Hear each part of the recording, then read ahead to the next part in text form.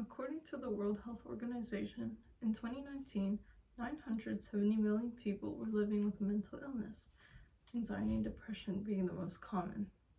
Now, that is a lot of people.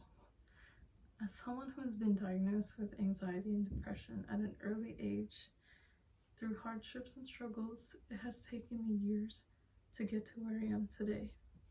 My name is Jamila Ganal, and I do not let my mental illness define me, but it is the foundation of who I am. Today, I will be showing you a glimpse of myself and how my mental illness helped develop my sense of perseverance, vulnerability, connection, and passion. First, my mental illness taught me how to persevere. I am a survivor, not a victim, and that is why I am standing before you today. I did not let it consume me. I would have my good days and bad days, but I hold on to the good a bit tighter. The bad days, I would use it as a motivation or a stepping stone to see what I can do the next day, the next week, or the next year.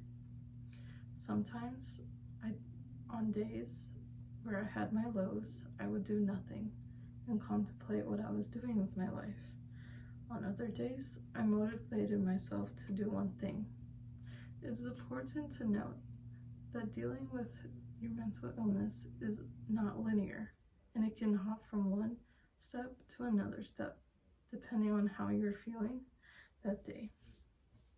Second, I developed vulnerability in the face of mental illness. There's no reason to be ashamed of your mental illness. That took me a while to realize that. It's also important to be comfortable in talking about it. I surrounded myself with people who were similar to me, and I maintained those friendships. I also learned how to express my feelings and not bottle them up.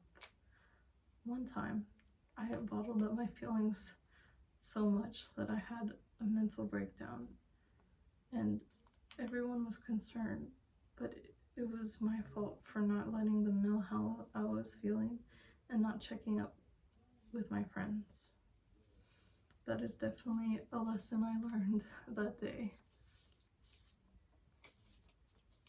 Third, mental illness is a catalyst for connection, not an inhibitor.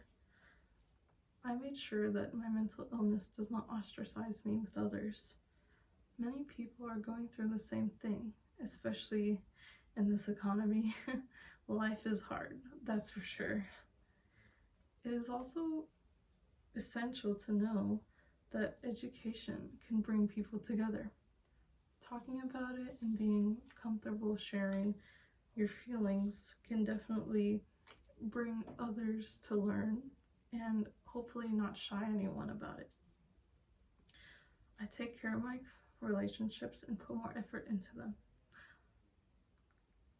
I kept a small but close circle of friends, not a large one. This is to where I can keep track of how I'm doing and how my friends are doing, and also not to overwhelm myself with the amount of people.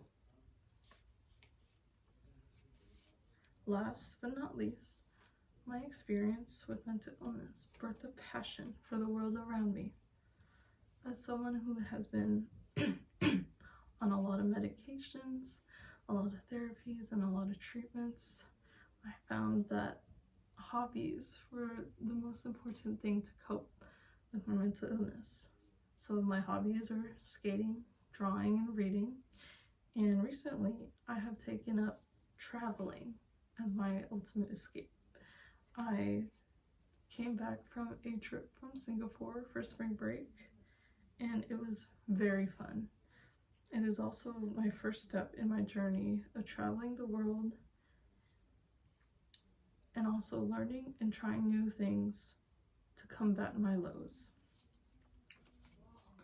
All in all, perseverance, vulnerability, connection, and passion were born from my struggles with mental health. I did not let it belittle me or berate me. Whether you or a loved one is struggling with mental health, know that there is some good lying deep in the darkness. Thank you.